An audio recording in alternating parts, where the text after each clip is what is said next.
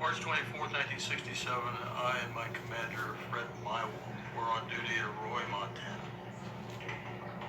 The men are stationed in the missile launch bunker, 60 feet below ground. We had control of 10 nuclear missiles. Minuteman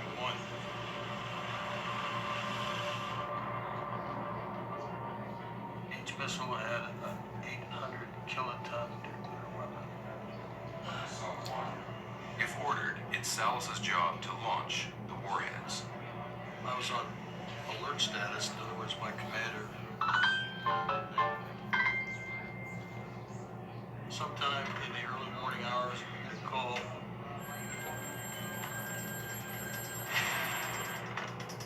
On the other end of the phone is a terrified guard stationed above the bunker. He's screaming into the phone. He's yelling, "Sir, I'm looking on the front gate. I see this glowing red object." A strange red object is moving like nothing the guards have ever seen before. They're flying very fast across the sky, stopping on a dime, reversing course, making 90-degree angle turns, making no noise. These guys were very, very frightened. It was a critical situation.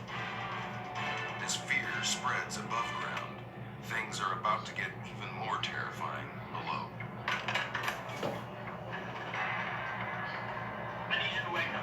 Salas wakes his commander and tells him the guard's report of a UFO above the base. Suddenly, the unthinkable happens. The lights turn from green to red. In other words, red meaning unlaunchable. All 10 missiles were disabled. Every single one. So what does that mean? It means that we were given the order, and if we had to go through our launch procedures, they couldn't be launched. This was an inexplicable situation. With the missiles down, America's nuclear shield is compromised. What was going through your mind when all this was happening? You know, I'm thinking we're under some sort of an attack. As Salas and his commander desperately try to get their missiles back online, they learn that a week earlier, another missile launch crew at Malmstrom Base reported seeing the same strange lights. And seconds later, their nuclear warheads also go offline. All 10 of their missiles went down. Well, the UFO was overhead. All 10 of our missiles went down. The UFO was immediately over our facility. What did you think when you found out that this had happened? Not once, but twice. These were the most sophisticated weapons we had, and so I was worrying that something very unknown, very unusual, very strange could disable them. Is this a coordinated attack by the same unidentified craft? Give us a reading on each one of them! In both cases, the weapons are out of action for nearly 24 hours. So what did shut down the nuclear missiles at Malmstrom Air Base? And why? This was extraterrestrial in nature, honestly.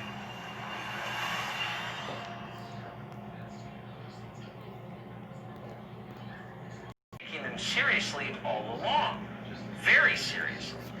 Nick Pope is a journalist who has spent years researching UFOs for the British government. He says that UFOs aren't just real, they also frequently come close to crashing into commercial airliners.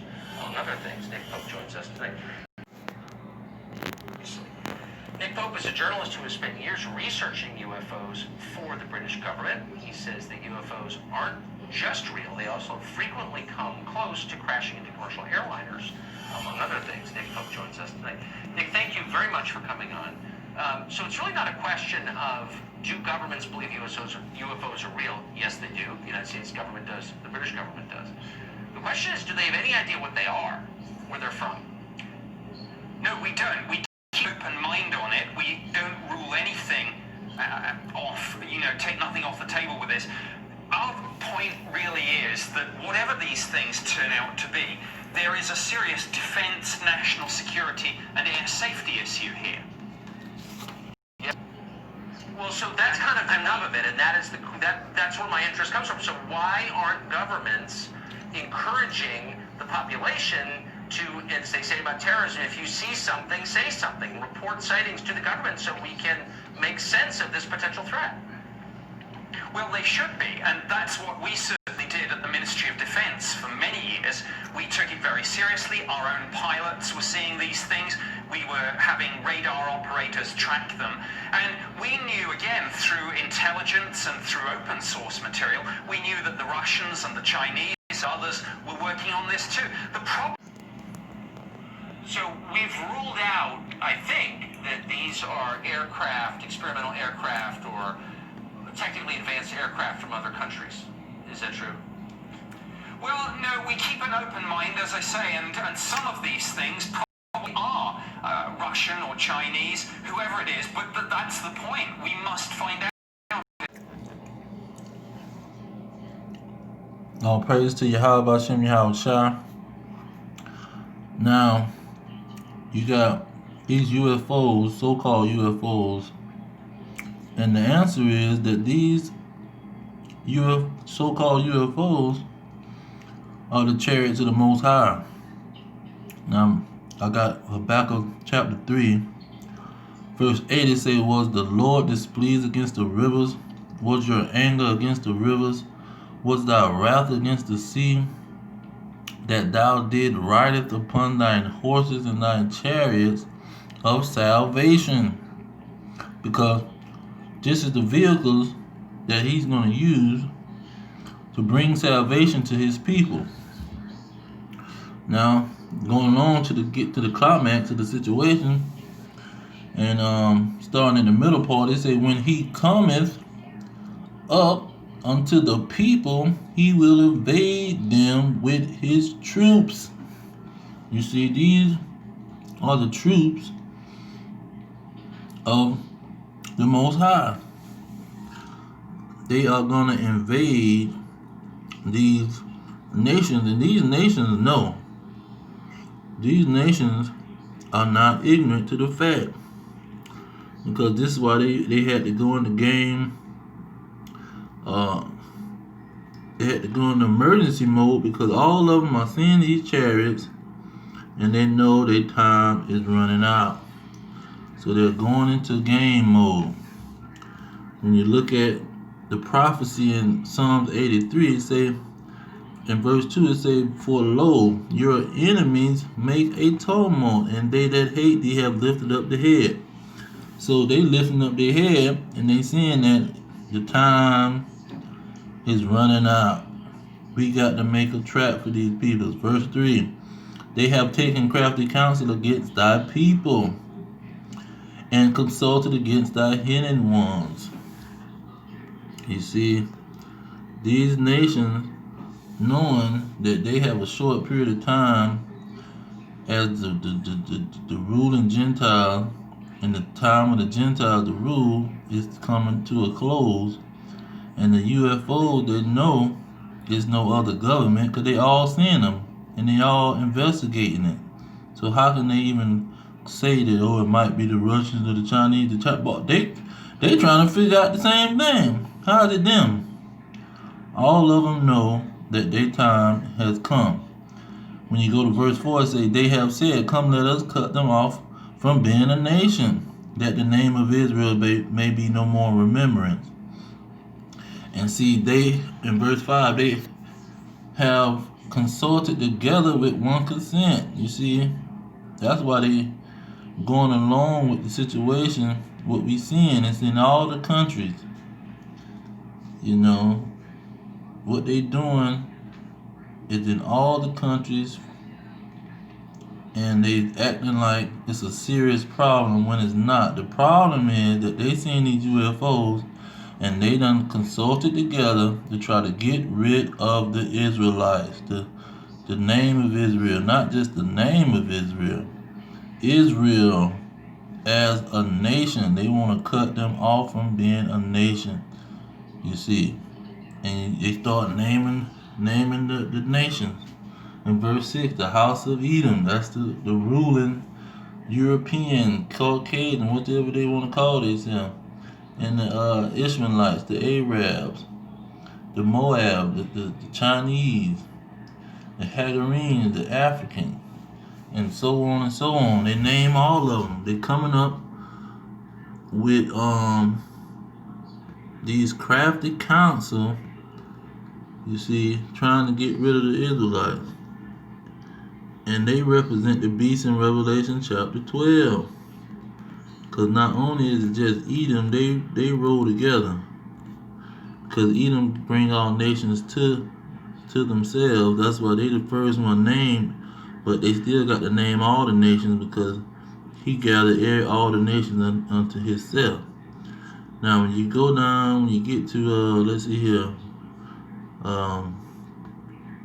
chapter 12 and verse 12, it said, therefore rejoice ye heaven, and ye that dwell in them. Woe to the inhabitants of the earth and of the sea, for the devil is come down unto you, having great wrath, because he knoweth that he has but a short period of time. Now, what he gonna do when he have a short period of with this wrath that he got? What is he gonna do? He say the dragon was wrath with the woman. See, he didn't just attack everybody, even though he putting them in harm's way. But they not the target. The target is the children of Israel, the holy seed of the children of Israel.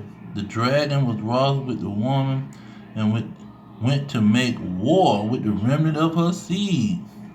Those that keep the commandments and have the faith in Yahweh.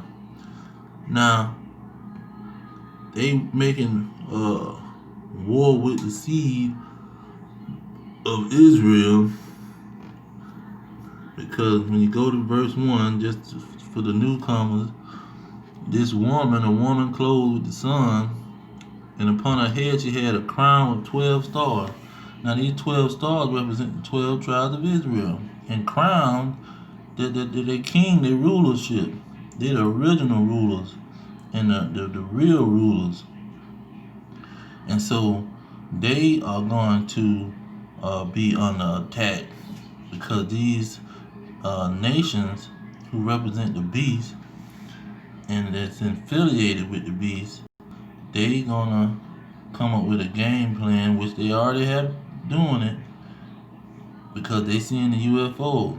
They coming up with this game plan to get rid of the children of Israel, and the Most High is using them and controlling them. When you go to 17:17, it say, for God hath put it into their hearts to fulfill his will, and to agree and give their kingdom unto the beast, until the words of God shall be fulfilled. So this beast, these governments who send these chariots, they are being controlled by the Most High.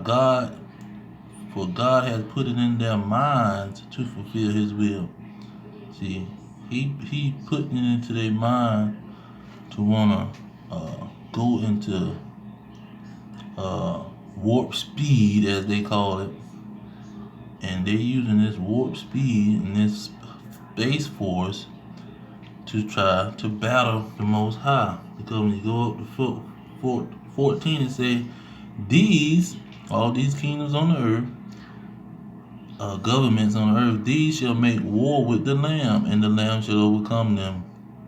So they're going to make war with the Lamb. Now they go to 19 for the grand finale.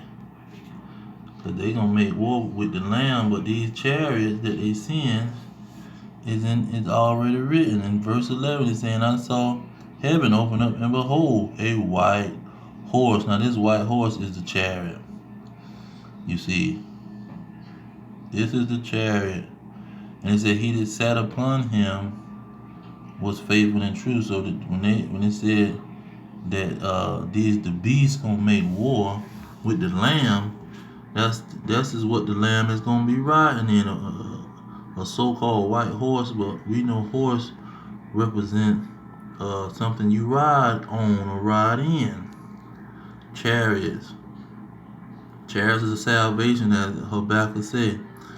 Then not only is he gonna be riding in a chariot, Verse 14, and the armies which were in heaven followed him upon white horses, clothed in fine linen, white and clean. He came with other chariots.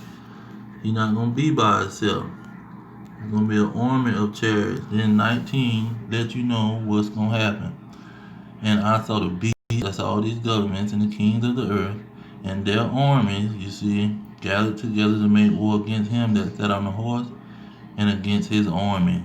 So these governments are seeing these things, and they trying to tell the public that we trying to figure this thing out, but they already know what it is, because they understand that the prophets is always sent to the nations to let them know the Most High is going to jump into action. And so these individuals already know. Every government know, because they have people that have a job to do, and they know they have to listen to everything. And the only explanation is these are the chariots of the Most High. And they just keep utilizing that term UFO, unidentified object, but they identify, and they know because their gurus tell them, and they listen to the prophets, and they take the prophets serious. That's why they know they got a short period of time, and they coming for the remnant of her seed, the woman, the nation of Israel. They consulted together to cut the nation off. That's they plan to be able to save themselves, is to cut this nation off. So we don't have to battle with this lamb and with the King of Kings. Let's cut the nation off, so we don't have to go into battle with these people. But he put that into their minds. The Most High put it into their minds to go along with that. But I'm going to leave it there. All praise to Yahweh, Bashim Yahweh, Bashim Kakadash, double honor to the elders, pushing the truth.